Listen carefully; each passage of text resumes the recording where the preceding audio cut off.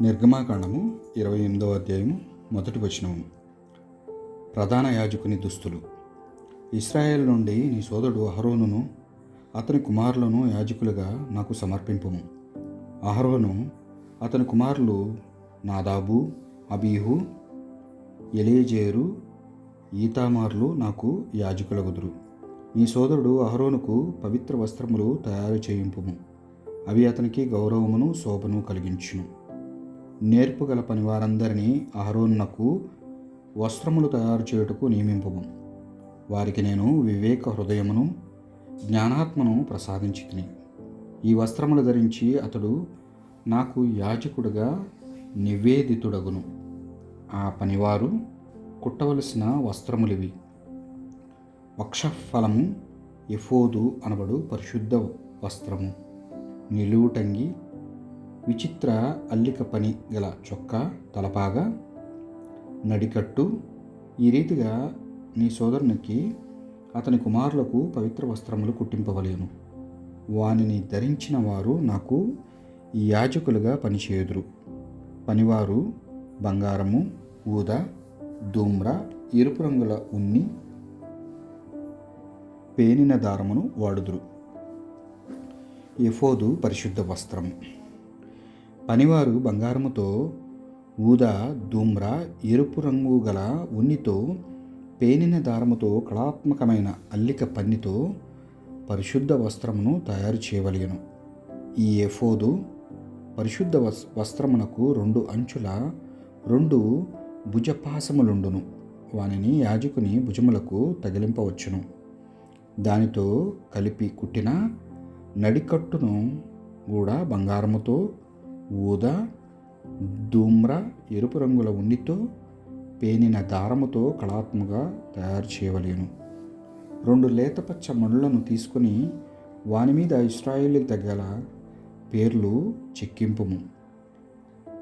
జనన క్రమము అనుసరించి ఒక మణి మీద 6 పేర్లు, మరి ఒక మణి మీద 6 పేర్లు చెక్కింపుము.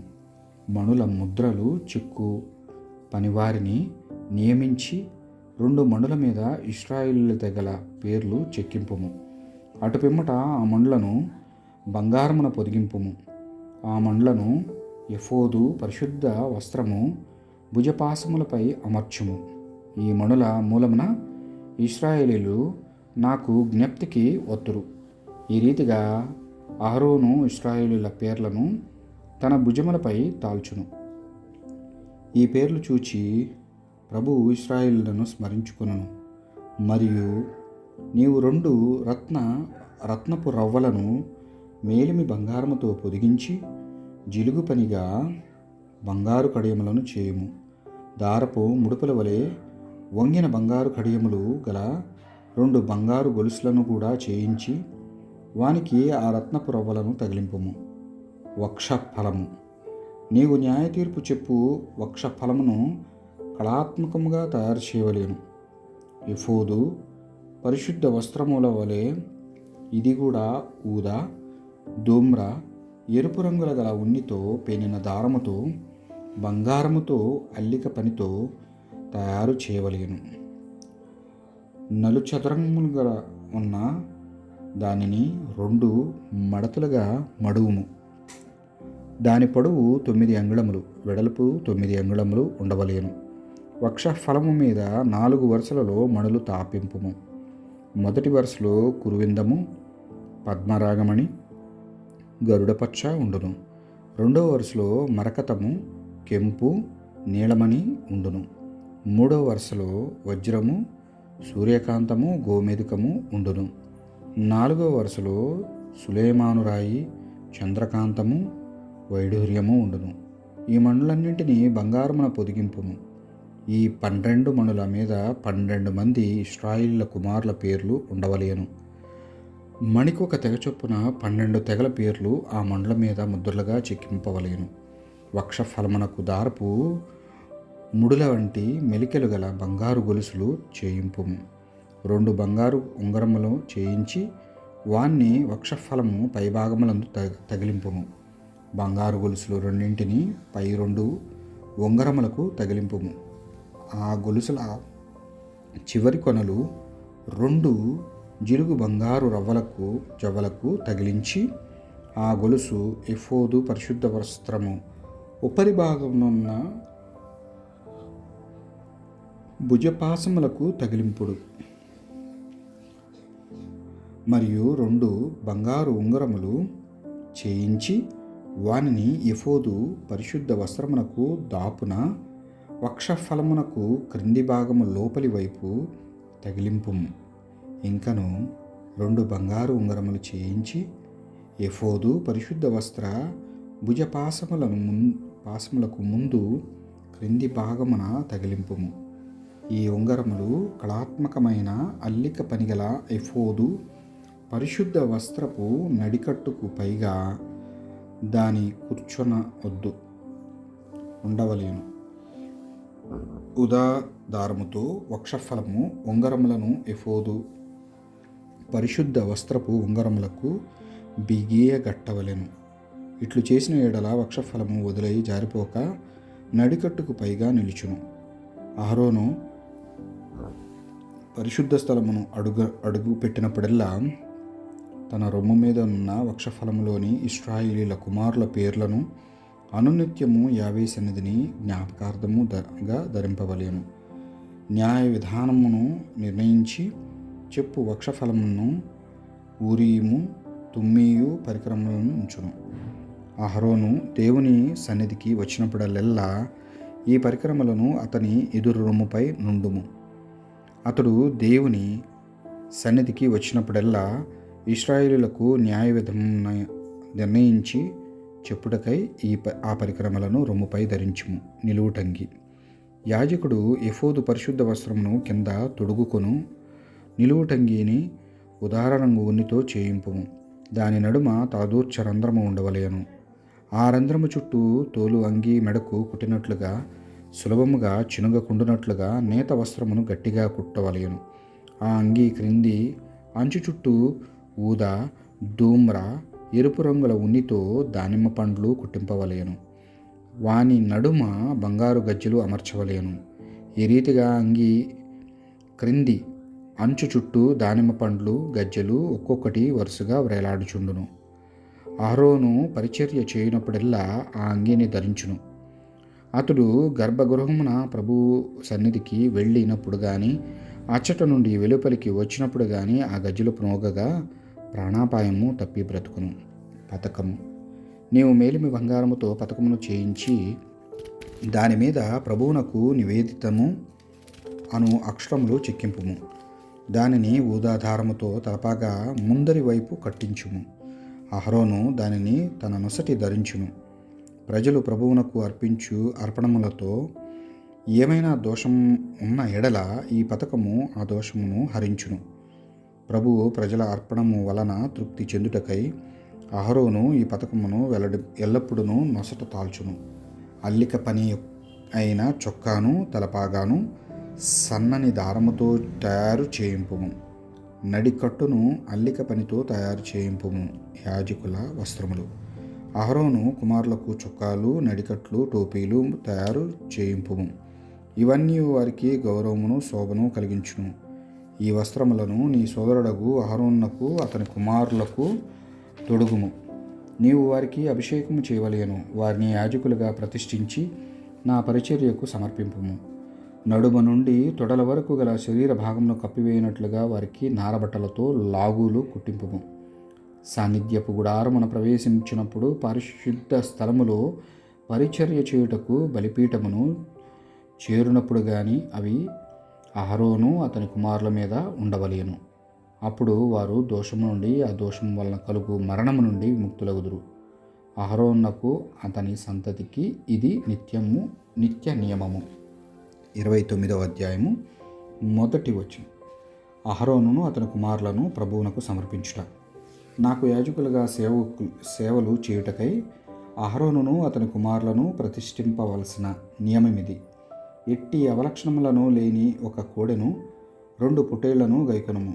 పులియని రొట్టెలను నూనెతో చేసిన పొంగని రొట్టెలను నూనె రాచిన పొంగని పలుచని రొట్టెలను గైకొనుము. వీనిని గోధుమ పిండితో తయారు చేయవలేను. కోడెను పొటేళ్లను కొని వచ్చినప్పుడు ఆ రొట్టెలను కూడా గంపలో పెట్టుకొని వచ్చి నాకు సమర్పింపుము. యాజకులకు శుద్ధి, వస్త్రధారణము, అభిషేకము. అహరోనును అతని కుమారులను గుడారము గుమ్మము వద్దకు కొనిరమ్ము. వారిని నీటితో శుభ్రము చేయవలెను. అంతటా పవిత్ర వస్త్రములను తీసుకొనుము. చొక్కాను, పరిశుద్ధ వస్త్రము, తాల్చు నిలువుటంగిని, ఎఫోదు, పరిశుద్ధ వస్త్రమును, వక్షఫలమును అహరోనునకు తొడుగుము. అతనికి ఎఫోదు విచిత్రమైన అల్లిక గల నడికట్టు బిగింపుము.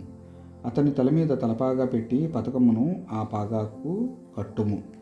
అటు తరువాత అభిషేక తైలమును కుమ్మరించి అతనికి శిరస్సున అభిషేకం చేయుము. ఆ పిమ్మట అతని కుమారులను కొనివచ్చి అంగీలు తొడుగుము. వారికి నడికట్లు కట్టి తలల మీద టోపీలు పెట్టుము. నా నిత్య నియమమును అనుసరించి వారు నా యాజకులగుదురు. అహరోనును అతని కుమారులను ప్రతిష్ఠింపవలసిన వైనమిది. సమర్పణము. ఒక కోడెను గుడారము ఎదుటికి కొనిరమ్ము. అహరోనును అతని కుమారులు దాని తల మీద తమ చేతులుంతురు. గుడారము గుమ్మమునొద్ద ప్రభువు సమక్షమున కోడెను వధింపుము. దాని నెత్తురు కొంత తీసి నీ ముని వ్రేళ్లతో బలిపీఠము కొమ్ములకు పూయము. మిగిలిన నెత్తునన్నింటినీ బలిపీఠము అడుగున కుమ్మరింపుము. అటు పిమ్మట కోడె ప్రేగులను కాలేయమునకు అంటి ఉన్న క్రొవ్వును, మూత్ర గ్రంథులను, వానికి అంటి ఉన్న క్రొవ్వును తీసుకుని బలిపీఠము పై నాకు సమర్పణగా దహింపుము. కానీ దాని మాంసమును, చర్మమును, పేడను, శిబిరమును వెలుపల కాల్చివేయము. ఇది పాపమును తొలగించు సమర్పణమగును. అటు తర్వాత ఒక పొటేల్ని కొనిరమ్ము. అహరోను అతని కుమారులు దాని మీద తమ చేతులుంతురు. పొటేల్ని వధించి దాని నెత్తురును బలిపీఠము 4 వైపులా చల్లుము.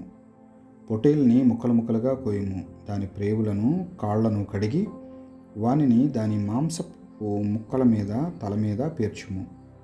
పిమ్మట పొటేళ్ళంతటిని బలిపీఠం మీద దహింపుము. ఇది ప్రభువునకు అర్పించు దహనబలి. దాని సువాసన ప్రభువునకు ప్రీతి కలిగించును. ఇది ప్రభువు కొరకై అగ్నిచే అర్పించిన దహనబలి. ఆ మీదట 2వ పొటేల్ని కొనిరమ్ము. అహరోను అతని కుమారులు దాని మీద తమ చేతులుంతురు. పొటేల్ని చంపి దాని నెత్తురు కొంత తీసుకొని అహరోను అతని కుమారులు కుడి చెవుల కొనల మీద, వారి కుడి చేతి బొటన వేళ్ల మీద, కుడికాళ్ల బ్రొటన వేళ్ల మీద పూయము. మిగిలిన నెత్తురు బలిపీఠము నలువైపులా చల్లుము. బలిపీఠము మీద నెత్తురును, అభిషేక తైలమును కొంత తీసుకొని అహరోను మీద, అతని కుమారుల మీద, వారి వస్త్రముల మీద చిలకరింపుము. అతడును అతని కుమార్తెలు వారి దుస్తులను ప్రభువునకు ప్రతిష్ఠితమగును. యాజకులను ప్రతిష్ఠించుట.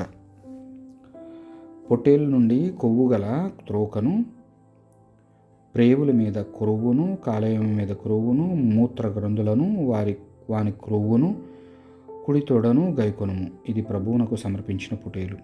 ప్రభువు ఎదుటనున్న పులియని రొట్టెల పండుగ నుండి ఒక రొట్టెను, నూనెతో చేసిన రొట్టెనొక దానిని, ఒక పలుచని రొట్టెను గైకొనుము. ఈ భక్ష్యములన్నింటినీ అహరోను అతని కుమారులు చేతులలో పెట్టి వానిని అల్లాడింపబడు అర్పణగా ప్రభువుని ఎదుట ఎత్తి సమర్పింపు మనుము. పిమ్మట వారి చేతుల నుండి ఆ భోజన పదార్థములను గైకొని బలిపీఠం మీద దహనబలిగా కాల్చివేయము. దాని సువాసన ప్రభువునకు ప్రీతి కలిగించును. అది ప్రభువునకు అర్పించిన దహనబలి.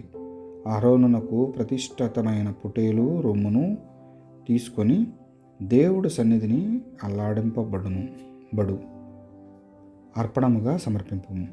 ఈ విధముగా నీకు లభించును. అహరోనును అతని కుమారులను ప్రతిష్ఠించినప్పుడు సమర్పించిన పొటేలి రొమ్మును యాజకుల కొరకై అట్టిపెట్టిన తొడను కూడా అట్లే అల్లాడింపవలేను. నా నిత్య నిబంధన ప్రకారం ప్రతిష్టార్పణ భాగములను ఇశ్రాయేలీలు ప్రజలు అహరోనునకు అతని కుమారులకు ఇచ్చి వేయవలేను. ఇశ్రాయేలు ప్రజలు వారి సమాధాన బలుల నుండి యాజకులకు అర్పించవలసిన భాగమిది. ఈ భాగమును వారు ప్రభువునకే అర్పించినట్లుగా అహరోను మరణానంతరము అతని వస్త్రములను అతని కుమారులకు ఇయ్యవలేను. అతని కుమారులు ఆ వస్త్రములతో తోనే అభిషేకము పొంది ప్రతిష్ఠితులగుదురు. అహరోను తరువాత యాజకుడు అతని కుమారుడు పరిశుద్ధ స్థలమున పరిచర్య చేయుటకై గుడారమున ప్రవేశించినప్పుడు ఆ వస్త్రములను 7 నాళ్ల పాటు ధరించెను. పవిత్ర భోజనము. యాజకులను ప్రతిష్ఠించినప్పుడు సమర్పించిన పొటేలి మాంసము తీసుకొని ఒక పవిత్ర స్థలమున వండుము. గుడారపు గుమ్మము నెదుట అహరోను అతని కుమారులు గంపలోని రొట్టెలను ఆ వండిన మాంసమును భుజింతురు. వారిని ప్రతిష్ఠించి ప్రభువునకు సమర్పించినప్పుడు ప్రాయశ్చిత్తము చేయుటకు సమర్పించిన బలినే వారచట భుజింతురు. ఇది పవిత్ర భోజనము కనుక ఇతరులు దాన్ని భుజింపకూడదు. భుజింపగా ఉదయమునకు మిగిలిన పోయిన మాంసమును రొట్టెలను కాల్పివేయవలెను. అది పవిత్ర భోజనమునకు కనుక అన్యులెవరునూ దానిని భుజింపరాదు. అహరోనును అతని కుమారులను నేను ఆజ్ఞాపించిన ప్రకారంగానే ప్రతిష్ఠింపుము. వారి నివేదికము 7 నాళ్లు సాగును. బలిపీఠమును ప్రతిష్ఠించుట. ప్రతిదినము పాప పరిహారార్థము ఒక ఎద్దును పాప పరిహార బలిగా సమర్పింపుము. పాప పరిహారార్థపు సమర్పించిన బలి వలన బలిపీఠము మీద నుండి పాపములను తొలగింతువు. తరువాత పీఠమునకు అభిషేకము చేసి దానిని ప్రభువు కొరకు ప్రతిష్ఠింపుము. 7 నాళ్లు బలిపీఠం మీద పాపములను తొలగించుటకై పాప పరిహార బలులను సమర్పించి ఆ పిమ్మట బలిపీఠమును ప్రభువు కొరకు ప్రతిష్ఠింపుము. అప్పుడు బలిపీఠము పరమ పవిత్రమగును, దానిని అంటినదెల్ల పవిత్రమగును. ప్రతిదిన దహన బలి. నీవు బలిపీఠము మీద సమర్పించవలసిన బలులివి. కలకాలము ప్రతిరోజు ఏడాది గొర్రెపిల్లలను 2 బలిగా సమర్పించవలెను. వానిలో ఒక దానిని ఉదయము మరి ఒక దానిని సాయంకాలము సమర్పించవలెను. ఉదయం అర్పించు గొర్రెపిల్లలతో పాటు అచ్చమైన 3 పాత్రల ఒలీవ నూనెతో కలిపిన 10వ వంతు మంచి గోధుమ పిండిని కూడా సమర్పింపవలెను. వానితో పాటు 3 పాత్రల ద్రాక్ష సారాయమును కూడా పానబలిగా దారపోయవలెను. సాయంకాలం అర్పించు గొర్రె పిల్లలతో పాటు ఉదయమునందు వలె భోజన పాన బలులను సమర్పింపవలెను. వీని సువాసన ప్రభువునకు ప్రీతి కలిగించును. ఇవి ప్రభువు కొరకై అగ్నిచే కావించిన దహన బలులు. ఈ దహన బలులను అన్ని కాలములందు అన్ని తరముల వారు మీతో మాట్లాడుటకు నేను సాక్షాత్కరించు గుడారము గుమ్మమునొద్ద ప్రభుడనైన నాకు సమర్పింపవలయను. అచ్చట నేను ఇశ్రాయేలులకు సాక్షాత్కరించెదను. నా సాన్నిధ్యము వలనే ఆ చోటు పవిత్రమగును. గుడారమును బలిపీఠమును నేను పవిత్రము చేసేదను. నాకు యాజకులుగా పరిచర్య చేయుటకై అహరోనును అతని కుమారులను పవిత్రపరచెదను. నేను ఇశ్రాయేలుల నడుమ వసింతును, వారికి దేవుడై ఉందును. నేను ఇశ్రాయేలులకు ప్రభువును దేవుడినై వారి నడుమ వసించుటకు ఐగుప్తు దేశం నుండి వారిని తోడ్కొని వచ్చి తిని ఆ ప్రజలను గుర్తించును. అవును, నేను వారి ప్రభుడను దేవుడను. 30వ అధ్యాయము. ధూపపీఠము. ధూపము వేయుటకై తుమ్మకర్రతో ఒక పీఠమును తయారు చేయము. అది చదరముగా ఉండవలేను. దాని పొడవు 1 మూర, వెడల్పు 1 మూర, ఎత్తు 2 మూరల ఉండవలేను. ఆ పీఠము కొమ్ములు దానితో ఏకాండముగా ఉండవలేను. పీఠము ఉప్పరి భాగమును 4 అంచులను కొమ్ములను అచ్చమైన బంగారు రేకులతో పొదుగుము. దాని చుట్టూ బంగారపు కట్టుగుడ్డ ఉండవలేను. దానిని మోసుకొని పోవుటకై 2 బంగారు కడియములను చేయించి వానిని ఆ కట్టుకు క్రింద ఇరువైపులా అర్పింపుము. వానిలోని మోత కర్రలను దూర్చి పీఠమును మోసుకొని పోవలేను. ఈ మూతకర్రలను తుమ్మకర్రతో చేయించి వానికి బంగారము పొదుగుము. నిబంధన మందసము మీది కరుణాపీఠము ముందుగల తెరకు ముందుట ఈ ధూపపీఠమును ఉంచుము. అక్కడ నేను నిన్ను కలుసుకుందును. అహరోను ప్రతిదినము ఉదయము దీపపు ఒత్తులను ఎగద్రోయుటకు వచ్చినప్పుడు ఈ పీఠముపై కమ్మని సాంబ్రాణి పొగ వేయవలెను.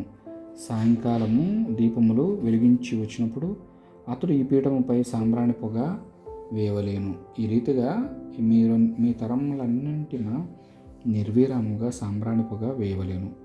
పీఠము మీద నీవు నిషిద్ధమైన సాంబ్రాణి పొగ వేయరాదు. దహించిన పశు బలిని కానీ, భోజన బలిని కానీ, పానీయ బలిని కానీ దానిని సమర్పింపరాదు. ఏడాదికి ఒకసారి అహరోను ఆ పీఠము కొమ్ముల మీద ప్రాయశ్చిత్తము చేయవలేను. పాప పరిహారముగా సమర్పించిన పశువు నెత్తురుతో అహరోను ప్రాయశ్చిత్తము జరపవలేను. మీ తరములకు సంవత్సరమునకు ఒకసారి అతడు దాని కొరకు ప్రాయశ్చిత్తము చేయవలేను. ఇది ప్రభువునకు మహాపవిత్రమైనది. దేవాలయపు పన్ను. ప్రభువు మోషేతో, నీవు ప్రజల జనాభా వ్రాయించినప్పుడు ప్రతివాడు తన ప్రాణమునకు గాను ప్రభువునకు పరిహారము చెల్లింపవలేను. ఇట్లు చేసినచో జనాభా లెక్క వ్రాయించినందులకు ప్రజలకు ఏ తెగలను కలుగదు. జనాభా లెక్కలో చేరిన ప్రతివాడును దేవాలయపు తులమానపు తూనిక చొప్పున అరతులము వెండి చెల్లింపవలేను. ఇది ప్రభువునకు అర్పించు పన్ను. జనాభా లెక్కలో చేరిన ప్రతివాడు అనగా 20 ఏండ్ల మరియు అంతకు పైబడిన ఏడుగల వారందరినూ ఈ పన్ను చెల్లింపవలేను. మీ ప్రాణములకు పరిహారముగాను ఈ పన్నును యావేకు చెల్లించినప్పుడు ధనవంతులు ఎక్కువ చెల్లింపనక్కర్లేదు, పేదలు తక్కువ చెల్లింపనక్కర్లేదు. ప్రజల నుండి ఈ సొమ్మును ప్రోగు చేసి దానిని గుడారమునకు కైంకర్యమునకై వినియోగింపుడు. ఈ సొమ్ము యావే ఇశ్రాయేలును స్మరించుకున్నట్లు చేయును. అది మీ ప్రాణములకు గాను చెల్లించిన సొమ్ము అనెను. ఇత్తడి గంగాళము. ప్రభువు మోషేతో, నీవు ఇత్తడి గంగాళమును దానిని ఇత్తడి పీటను చేయింపుము. దానిని నీళ్లతో నింపి గుడారమునకు బలిపీఠమునకు మధ్య ఉంచుము. అహరోను అతని కుమారులు దానిలోని నీటితో కాలు చేతులు కడుగుకొందురు. ప్రత్యక్షపు గుడారమును అడిగినప్పుడు కానీ, బలిపీఠము మీద అగ్నితో దహన బలులు అర్పించినప్పుడు కానీ ఈ గంగాళములోని నీళ్లతో కాలు చేతులు కడుగుకొందురేని వారికి ప్రాణహాని కలుగదు. కనుక ప్రాణహాని కలుగకుండా వలనన్న వారు ఈ నీటితో కాలు చేతులు కడుక్కొనవలేను. ఇది ఇశ్రాయేలీయులు తరతరముల వరకు శాశ్వతంగా పాటింపవలసిన నియమము అని చెప్పుము. సుగంధ తైలము. ప్రభువు మోషేతో, నీవు మంచి సుగంధ ద్రవ్యములు తీసుకొనుము. 500 తులముల పరిమళ ద్రవ్యము, 250 తులముల లవంగి పట్ట, 250 తులముల నిమ్మగడ్డి, 500 తులముల మొద్దు లవంగి పట్టను తీసుకొనుము. ఈ దినుసులన్నీ దేవాలయపు తులామానము తూకమునకు సరిపోవలేను. 500 దేవాలయ ప్రామాణికల షెకెల్ల ఒలీవు నూనె కూడా వానికి చేర్పుము. వీనన్నింటినీ కలిపి సుగంధ ద్రవ్యకారులు తయారు చేసినట్లుగానే సుగంధ తైలమును సిద్ధము చేయుడు. ఇది పవిత్రమైన సుగంధి తైలము. దీనితో నీవు సాన్నిధ్యపు గుడారమును, నిబంధన మందసమును, బల్లను, దాని పరికరమును, దీపస్తంభమును, దాని పరికరములను, ధూపపీఠమును, దహనబలును అర్పించు బలిపీఠమును, దాని ఉపకరణములను, గంగాళమును, దాని పీఠమును అభిషేకింపుము. ఈ రీతిగా నీవు ఈ వస్తువులను ప్రభువునకు నివేదింపుము. అవి మహాపవిత్ర వస్తువులగును. వాన్ని తాకిన వస్తువులు కూడా పవిత్రమగును. అహరోనును అతని కుమారులను కూడా ఈ సుగంధ తైలముతో అభిషేకించే నాకు నివేదింపుము. అప్పుడు వారు నాకు కైంకర్యము చేయు యాజకులు అగుదురు. నీవు ఇశ్రాయేలీయులతో, మీ తరములన్నింటకు అభిషేకమునకై వాడు ఈ సుగంధ తైలమును మహాపవిత్రమైనదిగా ఉండవలేను. దానితో సామాన్య జనమును అభిషేకింపరాదు. దానితో మరి ఒక సుగంధ తైలమును తయారు చేయరాదు. అది పవిత్రమైనది గనుక మీరు దాన్ని పవిత్ర వస్తువుగానే భావింపవలేను. ఈ సుగంధ తైలమును తయారు చేయువారును యాజకులు కాని వారిని, దీనితో అభిషేకము చేయువారును సమాజం నుండి వెలివేయబడుదురు అని చెప్పుము అనెను. సాంబ్రాణి. ప్రభువు మోషేతో, నీవు జటామాంసి, గోపీచందనము, గంధము, సుగంధ ద్రవ్యములు, అచ్చమైన సాంబ్రాణి, జిగురు సమపాళలో తీసుకొని సుగంధ ద్రవ్యకారులు చేయు రీతిగానే సాంబ్రాణిని తయారు చేయము. దానిలో ఉప్పు కలుపవలయను. అది నిర్మలముగాను పవిత్రముగాను ఉండవలయను. దానిలో కొంత భాగమును మెత్తగా నలుగగొట్టి పిండి చేసి, ఆ పిండిలో కొంత భాగమును గుడారమున నిబంధన మందసమును ఎదుట నేను నిన్ను కలుసుకొను తావున ఉంచుము. ఈ సాంబ్రాణి పరమ పవిత్రమైనది. మీ ఉపయోగార్థము ఇదే పాళ్లతో మరి ఒక సాంబ్రాణిని తయారు చేసుకొనరాదు. ఇది ప్రభువునకు అర్పించిన పవిత్రమైన సాంబ్రాణి. ఈ సాంబ్రాణి వంటి సుగంధ ద్రవ్యములను తయారు చేయువాడు సమాజము నుండి వెలివేయబడును అని చెప్పెను. ఈ దేవుడి వాక్యాన్ని దీవించునుగాక. పితా పుత్ర పవిత్రాత్మ నామమున ఆమేన్.